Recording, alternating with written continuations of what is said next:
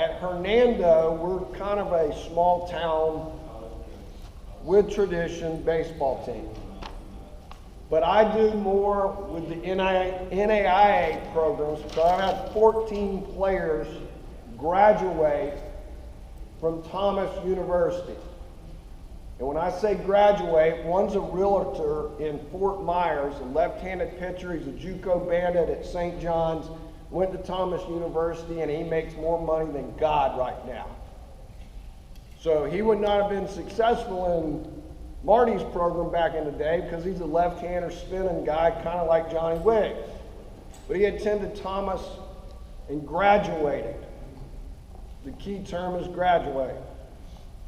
But I called Tom on the phone, taking a team up to Guntersville, Alabama, and I needed a place to stop along the way and hit.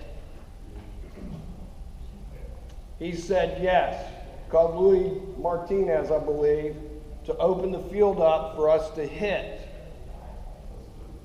A light went off in his head, because I didn't say anything. I just said, we want to hit. I got a couple guys, you know, just normal stuff that we do when we talk on the phone. But here I am inviting myself to use his facility. This cat drives from Atlanta at an East Cobb tournament. They get eliminated early. Drives from Atlanta down to Thomasville. And he's sitting in the dugout when we get there where he can introduce himself to me. I don't know why. Sit there. Lo and behold, my guys throw a couple bullpens. Just a quick, short bullpen, hit on the field BP. How many guys did you sign? You're like 3 or 4. So up to like 6 Four. Saw him, started a relationship, followed up. I, as a high school coach, targeted those players to the level with which they could be successful at. That being said, I'm going to let you take them now, but Tom Fleenor is going to talk about the hinge, and I'll be listening. Thank you, Tim. If you're wondering why I'm wearing a uniform, you guys that don't go to the National Clinic, they all wear uniforms there. So it's really cool, and I'll never be invited to the National Clinic, so I'm wearing my uniform today. All right, so I don't know how much you know about my history. I don't know if you looked at the list of speakers and you did a little research. Okay, if you did, you probably looked on there and probably saw that, you know, why is this guy coming to talk to us about winning baseball? He hasn't even won yet. Thomas, what a loser. Understand this, I haven't always been a loser, okay? Just currently losing more than we win. But I'll get into what we're doing at Thomas right now, what we're trying to do. I think we'll be successful at it. So I've been a part of building programs as not only a coach, but as a player. Back in the day, got recruited. I wasn't a starter on my high school team in FACA until my senior year. Ended up playing on a nationally ranked high school program. Started getting some interest at the end of the year, a couple junior college, and then my first offer was from St. John's, Coach Tyndall, back in the day. Then I got a couple 4-year offers. I'd gone to a couple different high schools, moving back and forth between parents. So quite honestly, that was one of the reasons I didn't want to take the junior college route. I wanted to go to a 4-year school, be somewhere for 4 years and call it a day. I got recruited by 2 really crappy programs. Okay, at the time it was 2 Westlands.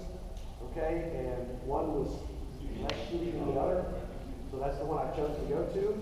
Coach hadn't had a winning record yet, so on and so forth. I went to this little school called Tennessee Western. And those of you guys don't understand the scope of NAIA baseball. Tennessee Western is one of the top 10 programs in the country. Every single year, multiple national championships. My group, and a group of 7 or 8 kind of average players from Central Florida, went to Tennessee Westland and built that program, or started it on its way. The last couple of years there, we won conference championships, and the rest is history. Now Billy Berry is there and has done an amazing job. And so I was a part of it as a player, and been a part of a lot of coaching situations where we've had to build programs, change cultures, change talent levels, and develop. I'm fortunate enough to be at Ole Miss for 4 years. That was my Power 5 experience. I was a volunteer there. Understand this. This was when we were actually volunteers, where you didn't make $60,000, $70,000, $80,000 off of camps like they do now. When I was a volunteer, I couldn't even work my own camp at Ole Miss and get paid as a camp instructor. So in 3 or 4 summers there, I worked at one Ole Miss camp. I was working in Tennessee, Georgia Tech, all over the country, because they were actually paying me. So it was a tough time to be a volunteer, but what a great experience. Actually ended up coaching third base my last 2 years at Ole Miss as the volunteer, which was an interesting situation. I looked like I was about 22 years old, and actually probably more like 16, because at 26, that was, it was a blessing, but at the time I didn't really realize it. I got my first job. I volunteered for 7 years, so no pay from coaching. Worked a lot of side jobs. Kmart, JCPenney. I worked at a drug wholesale factory. I delivered pizzas for Papa John's. So picture this: I would be delivering pizzas for Papa John's, and then I'm on TV on Friday night coaching third base for Ole Miss. You talk about a humbling experience. I still remember to this day my favorite baseball team, the Atlanta Braves. We clinched the 1995 World Series as I was delivering a pizza. Okay, and I was crying so hard I had to pull my truck over because I had to deliver pizzas, and then a couple days later I was in front of 7,000 people. So very weird situation, but it was what a neat experience for me. I got my first paid job, went to USC Upstate. Now when I went to USC Upstate, they had averaged 14 wins a year for 10 years. And this is back when Division II played 56 games. 14 wins a year for 10 years. It was my first job, and I lied like crazy to the head coach, Matt Fincher. Told him I had extensive recruiting experience. I had about this much recruiting experience, but I had a huge belief and confidence in myself. You guys saw the dime piece I walked in with. You can tell I'm a real high confidence guy. But walked into that job, and yes, I might have lied my way, maybe a little white lie. My mom said white lie never hurt nobody. And we went from that 14 wins a year to year 3. We had our first winning year in Division II baseball. We had 2 freshmen of the year in the Peach Belt Conference. And our last 3 years there, we were ranked in the top 25, and we won over 100 games. Partly that to an opportunity to start a junior college program, USC Sumter. So what an interesting position that was. Wasn't a ton of money. Had no scholarship money. Had no budget money. They didn't care if we won or lost, obviously. And we had no field to practice on, at least for the first 2 years. So I said, that sounds like a wonderful opportunity, I'll take it. Our first year, right out of the chute, I had all freshmen, not a single sophomore. We had, I think, 2 redshirt freshmen. Everybody was classified as a freshman. We won 37 games out of the chute, 37 games. The next year, we were 52-11, finished ranked 3rd in the country, we won the conference championship. We averaged 22 wins a year there. For 6 years, we won another conference title in 2011, and sent multiple guys, multiple draft picks, Division I guys, and all of this on no scholarship money, a lot of hopes and dreams. So I have, when you spend 6 years, not just at a junior college is actually not funded very well or at all, you really learn how to do a lot of things. If you can't afford it, you build it, and we've done a lot of that stuff. So that really taught me how to make do with what you have. But again, another wonderful experience. Parlayed that into going to Fleenor University. First 5 years there, we won more games in the history of the program than any coach in his first 5 years there. Year 6, make a long story short, athletic director and I, she went from calling me a miracle worker to, I don't know, I was all of a sudden not a very good baseball coach. She forced me out the door, so I did get fired from Fleenor University. So if you saw that, check the Google about me. That happened. I was out of baseball, and quite honestly, I had such a sour taste in my mouth about that experience. I wasn't going to coach baseball. I literally was not going to coach baseball. I had a chance to run a facility in Orlando. I applied for 2 college jobs. One at some really podunk D3 in Maryland and Thomas University. And the reason why I chose Thomas is I actually had an in. You guys know John Updike with the Mets. John was actually a freshman in Apopka when I was a senior. And he was actually on the varsity as a freshman, no older than a sophomore, but I think he was a freshman. But he had actually worked there and worked for the AD, and I called John and said, John, I know nothing about this university. I said, but could you give a call down there and maybe let the AD know? And I told him the story, what happened with Orion. And so he called down there, and that kind of got me in the door, and where actually my resume could be looked at for what it actually is. And they offered me the job. And I said, man, this sounds great. And then I said, by the way, how much does that pay? And that was when I almost didn't take the job. But we negotiated, and quite honestly, it was one of the best things ever to happen to me because it revitalized my love for the game. And I was almost out of baseball, like I said, completely. And going there, being at Thomas University, it made me realize that this was what I was meant to do, this was what I was born to do, and I would be miserable doing anything else. So very happy to be there. So I haven't mentioned this yet, but I've been blessed enough to have coached 125 plus professional players. Now, how many of those professional players did I actually make? 0. The best thing I can say about the professional players I've had the opportunity to work with is at least I didn't screw them up. And that includes 17 guys that have reached the big leagues. Now, there's probably a bunch of other guys that I screwed up that never became professional players, but there's no data for that, so I'll just leave that out. But sometimes the best thing you can do is to not screw them up. So what we're mostly in the business of doing is making kids better. So those are usually not the ones that get drafted, but those are the ones that tend to get the most out of their abilities, and obviously that's where we come in as coaches. Always be learning, okay?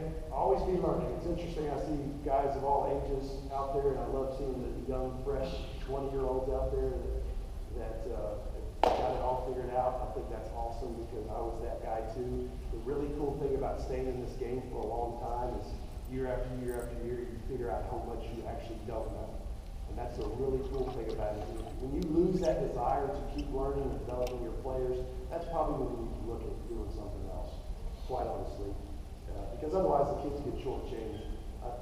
Our game is unlike any other. It's interesting that I'm following Marty, who again is not a spring chicken himself, and he's all about the technology and the data. And quite honestly, tech is not my friend, but I have a lot of young assistants, and they're good at that stuff. I finally broke down and got Rapsodo last year.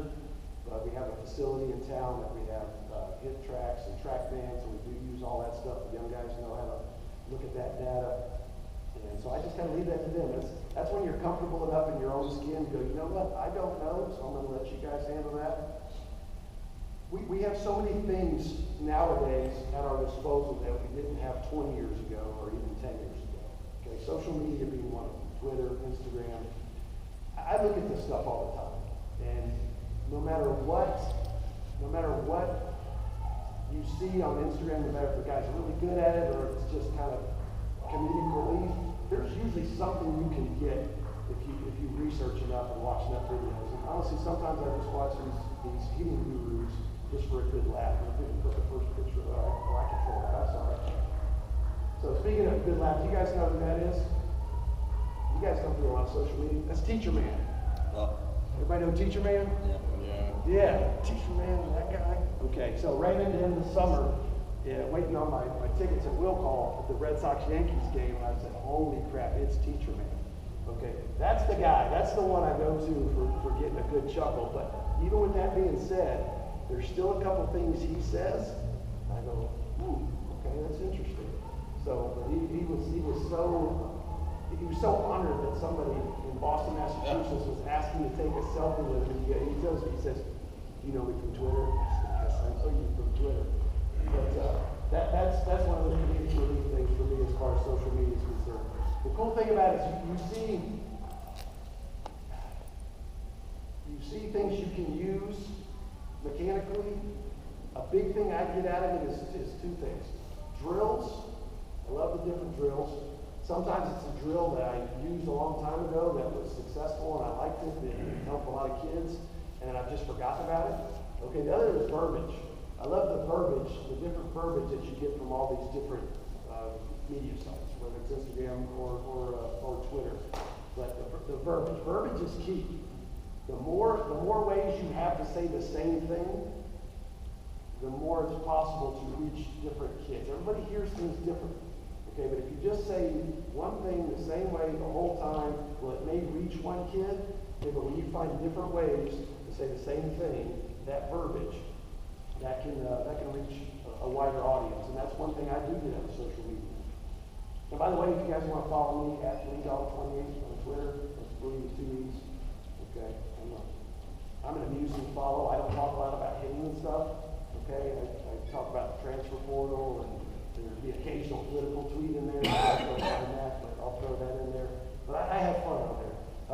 instance, I started this big crap storm, if you will, about the one knee stance and catching, and this guy showed, it's hilarious, the examples they show. There's a ball completely in another batter's box, and the guy's on, one knee stance, and somebody's, this is why the one knee stance doesn't work, because you can't block that. You couldn't block that damn thing up with a boat oar and a fishing net. Okay, so I throw a little comment in there, and then it just like caught on fire. So I like to stir it up a little bit, which is interesting. I'm in my 30th year of coaching, and I'm teaching one knee stance. I like it. I tried it, and I'm like, holy crap, this is really good. And what the weird thing about it is it actually, one of the biggest, drawbacks or negative thing people say about it is throwing the bases. And it actually helped some of my guys. They threw better from a one knee stance. But you get these guys on Twitter that probably never caught a meaningful inning in their whole life past middle school, and they want to tell you about blocking, a 94-mile cutter in another batter's box, and you can't do it. JT Realmuto, that was the one that started it, and ironically, 3 days later, he was named Gold Glove winner as the catcher in the National League. So I like to start some crap on Twitter too. But oh well. All right, so we're gonna get to some hitting. Okay, first I want to tell you, I'm pissed off. Okay, and I'll tell you why I'm pissed off. I've been blessed enough to be around some really good pitching guys. Starting about 12, 13 years ago, a guy named Evan Watts. I don't know if you guys are familiar with Evan. Evan came to me. I had no money at USC Sumter to pay a pitching coach. He said, hey, I'll do it for free. We sat down to talk. He's telling me about all the stuff he does with weighted balls and Cressy Performance and the Texas Baseball Ranch and the Ron Wolf Fourth. And I'm like, I have no idea what the hell you're talking about, but if you want to do this for free, come on. Okay, so that starts my relationship with Evan. Evan comes in there, all of a sudden you see these guys start ticking up in velocity. All of them are ticking up in velocity, and I'm like, well, something must be working. And even better is not only were they ticking up velocity, all the guys were staying healthy. So eventually what I found out, there was many different factors that led to those velocity increases. Like we had kids, one of the coolest stories that I've been a part